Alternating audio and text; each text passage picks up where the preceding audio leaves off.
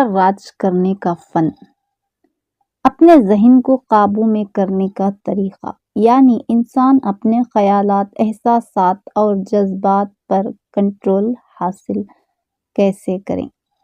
یہ واقعی ایک عظیم فن ہے، کیونکہ جو شخص اپنے ذہن پر حکومت کرنا سیکھ لیتا ہے وہ دنیا کی ہر چیز پر قابو پا سکتا ہے۔ السلام علیکم پیارے ویورز، آج کا ہمارا ٹاپک آپ جان چکے ہیں، ذہن پر راج کرنے کا فن۔ تو چلیے سٹارٹ کرتے ہیں۔ بسم اللہ الرحمن الرحیم۔ اپنے خیالات کو پہچانیے۔ ذہن پر قابو پانے کا پہلا قدم یہ ہے کہ آپ جانیں کہ کیا آپ سوچ رہے ہیں۔ اکثر لوگ اپنے خیالات کے غلام بنے رہتے ہیں، مگر کامیاب لوگ اپنے خیالات کے مالک ہوتے ہیں۔ جب بھی کوئی منفی سوچ آئے، خود سے پوچھیں، کیا یہ خیال میرے لیے فائدہ مند ہے یا نقصان دہ؟ اگر نقصان دہ ہے تو فوراً بدل دیں۔ نمبر 2، ذکر الہی سے ذہن کو پاک کریں۔ اللہ کا ذکر دل اور دماغ دونوں کو سکون دیتا ہے۔ جب آپ اللہ اللہ یا سبحان اللہ جیسے اذکار زبان سے دہراتے ہیں تو ذہن کی الجھنیں خود بخود کم ہونے لگتی ہیں۔ قرآن میں فرمایا گیا، یاد رکھو دلوں کا سکون صرف اللہ کے ذکر میں ہے۔ یہی اصل ذہنی طاقت ہے۔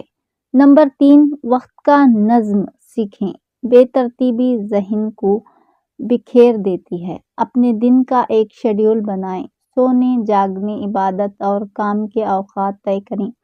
جب ذہن کو ایک سمت ملتی ہے تو وہ خود بخود مطمئن اور طاقتور بن جاتا ہے۔ نمبر 4، مثبت خیالات سے ذہن کو بھریں۔ منفی سوچ ذہن کی توانائی ختم کر دیتی ہے۔ ہر صبح خود کو کہیں کہ میں مضبوط ہوں، اللہ میرا مددگار ہے اور آج کا دن میرے لیے بہترین ہے۔ یہ الفاظ دماغ میں روشنی پیدا کرتے ہیں۔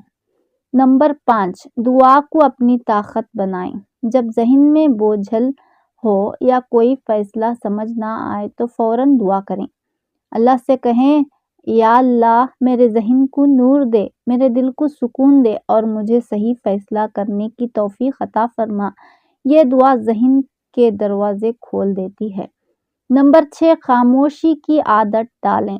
خاموشی ذہن کی غذا ہے۔ روزانہ کچھ وقت صرف خاموش بیٹھ کر گہری سانسیں لیں۔ کسی سے بات نہ کریں۔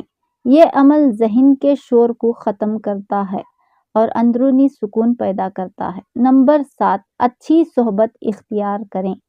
آپ کا ذہن اسی طرف جاتا ہے جس طرف آپ کی صحبت ہوتی ہے۔ اگر آپ نیک، مثبت اور مطمئن لوگوں کے ساتھ رہیں گے تو آپ کا ذہن بھی پرسکون اور منظم ہوگا۔ نمبر 8، نیند، غذا اور سکون۔ ذہن پر راج کرنے کے لیے جسم کا سکون بھی ضروری ہے۔ اچھی نیند، صحت مند کھانا اور تھوڑا سا ورزش ذہنی طاقت کو کئی گنا بڑھا دیتا ہے۔ نتیجہ یہ نکلتا ہے، اصل راج وہ نہیں جو تخت پر بیٹھا ہو، بلکہ اصل راج وہ ہے جو اپنے ذہن، جذبات اور خواہشات پر حکومت کرتا ہو۔